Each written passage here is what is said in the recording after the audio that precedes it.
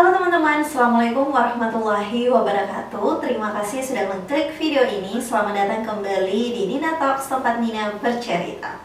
Jadi teman-teman, hari ini tepatnya hari Maulid Nabi Muhammad SAW. Pada video ini seperti di judul, aku akan membahas tentang orang yang paling berpengaruh di dunia, yaitu Nabi besar Muhammad SAW. Dan seperti yang kalian tahu, saking berpengaruhnya banyak sekali riwayat yang menceritakan kehidupan keseharian beliau dan pastinya dapat dijadikan panutan dan ditiru oleh sebagian besar orang-orang di dunia hingga detik ini.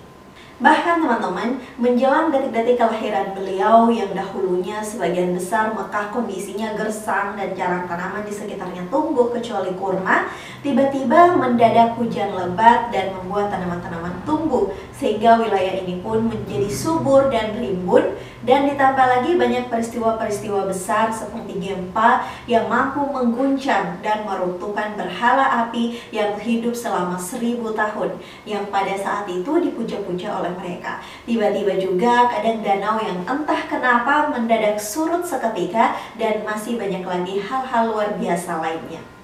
Namun teman-teman, seperti biasa sebelum aku mulai bercerita, aku mau disclaimer dulu di awal bahwa sumber informasi dari ceritaku ini berdasarkan riset di internet dan juga video-video dari ustazah favoritku, yaitu Ustazah Oki Setiana Dewi. So, apabila ketika dalam aku bercerita nanti masih banyak kurangnya, masih banyak kesalahannya, mohon untuk diperbaiki ya teman-teman. Dan tanpa berlama-lama lagi, yuk kita langsung masuk ke ceritanya. Jadi teman-teman, Nabi Muhammad SAW lahir pada tanggal 12 Rabiul Awal, yang pada saat itu adalah tahun gajah. Dinamakan tahun gajah karena pada saat itu ada seorang raja Yaman yang bernama Abraha sangat benci dengan Ka'bah dan juga Mekah. Karena Ka'bah dan Mekah membuat orang-orang berbondong-bondong untuk datang ke negeri tersebut.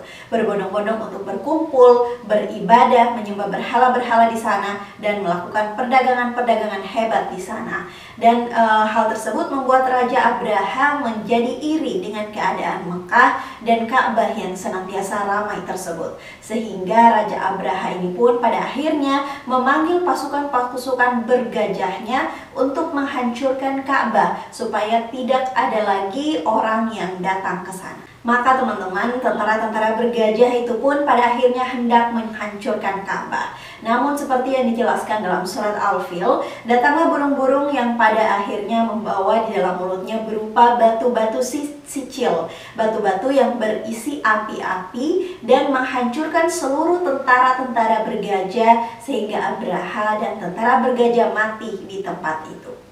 Pada saat itulah kelahiran Nabi Muhammad SAW dari pasangan Abdullah dan Siti Aminah.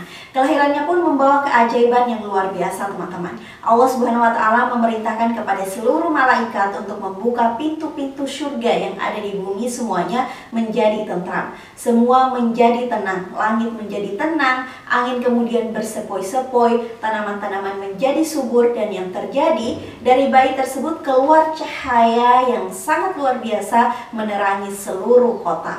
Maka itulah kelahiran dari seorang bayi yang belum pernah ada nama sebelumnya, yaitu Ahmad atau Muhammad, yang kehadirannya sudah diprediksi dari kitab-kitab sebelumnya dan diberitahukan pada nabi-nabi sebelumnya. Nabi Muhammad SAW lahir dalam keadaan yatim karena sejak dalam masa kandungan sang ayah Abdullah telah meninggal dunia. Maka ketika Nabi Muhammad SAW dilahirkan, kebiasaan penduduk pada saat itu adalah menyerahkan sang bayi untuk disusui pada seorang wanita yang tinggal di pedesaan. Pertama kali disusui oleh Suaibah yang menjadi ibu susu bagi pamannya juga, Hamzah bin Abdul Muthalib, hanya beberapa hari saja. Kemudian disusui oleh wanita pedesaan bernama Halimatus Sa'diyah. Ketika Rasulullah SAW disusui oleh Halimatus Sa'diyah dibawa ke pedesaan, maka terjadilah hal-hal yang luar biasa pada desa tersebut teman-teman.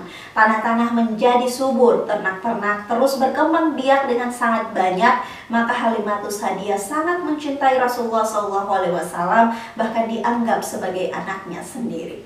Di masa kecil ini pula Rasulullah SAW didatangi oleh malaikat Jibril, dibelah dadanya dan dicuci jantungnya untuk disucikan diri Muhammad SAW. Kemudian Nabi Muhammad SAW tinggal bersama sang ibu sampai usia 6 tahun. Namun ternyata ibu Aminah ini meninggal dunia, teman-teman.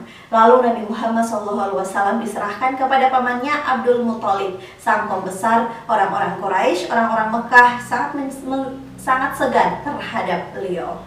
Kemudian teman-teman, di usia yang ke-8 tahun, sang kakek Abdul Muthalib meninggal dunia. Nabi Muhammad SAW pun diasuh oleh pamannya yang sangat mencintai Rasulullah yang bernama Abu Thalib. Pamannya Abu Thalib ini memiliki anak bungsu yaitu Ali bin Abu Thalib. Di bawah asuhan dari Abu Thalib inilah Rasulullah belajar sejak kecil menggembala dan belajar sejak kecil bagaimana caranya berdagang.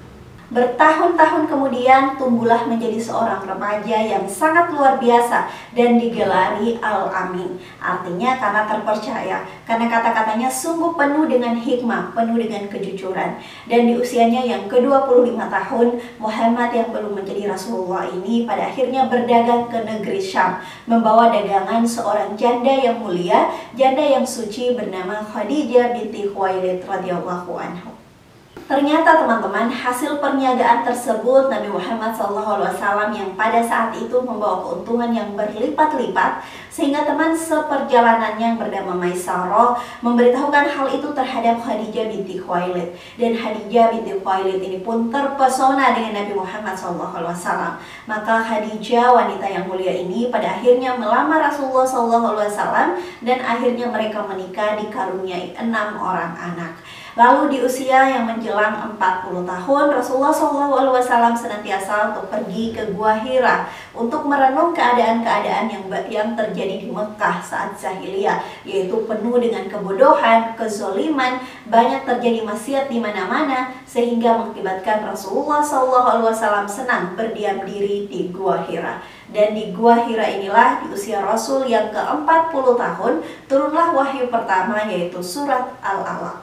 5 ayat surat Al-Alaq tersebut menyuruh Rasulullah untuk senantiasa membaca, menganalisa bahwa Islam senantiasa menyuruh kita untuk membaca, memberitahukan kebenaran tentang Al-Quran.